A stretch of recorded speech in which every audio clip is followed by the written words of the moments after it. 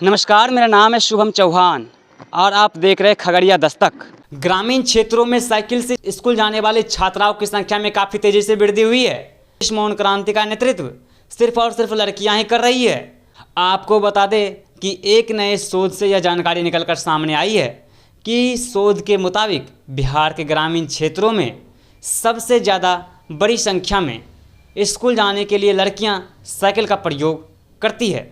जानते हैं खबर को विस्तार में। आपका? गुड्डी कुमारी। स्कूल आते हैं और साइकिल से आते हैं, पहले कैसे आते थे आप? पहले पैदल आते थे। तो पैदल आने में क्या समस्याएं होती थी? पैदल आने में समस्या होती थी, टाइम पर स्कूल नहीं पहुंच पाते थे और क्लास भी मेरा छूट जाता था, जिससे क्लास में घुसने में परेशानी होती थी। तो अब जब साइकिल मिल गया है तो अब क्या फ़ायदा होता है? अब यही फ़ायदा होता है कि टाइम पर स्कूल भी पहुंच जाते हैं, क्लास भी कर लेते हैं ठीक ठाक से। क्लास सही से चलता है? हाँ, चलता है। कि रास्ते में भी पहले आने जाने में परेशानियां होती थी और अभी भी कोई परेशानियां होती है क्या?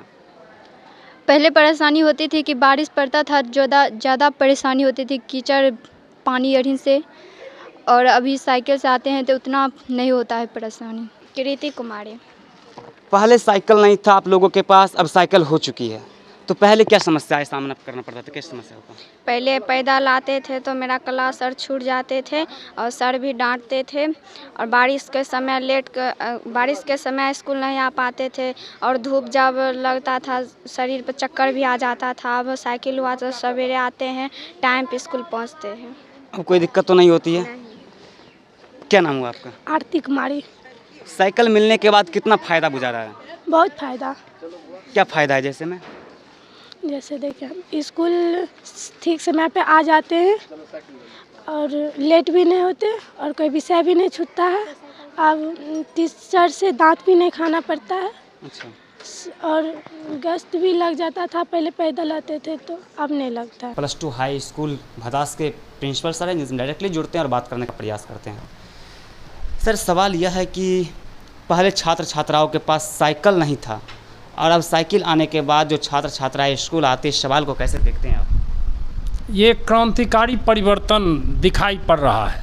ये कोई हम लोगों का परिवर्तन नहीं है, ये हमारे दूरदर्शी मुख्यमंत्री श्री नीतीश कुमार ने यह कदम उठाया। उसके चलते आज 10 वर्ष में आज हमारे महिलाओं का जो शिक्षा दर है वह सीधे 2 गुना से 3 गुना तक बढ़ने की ओर अग्रसर है।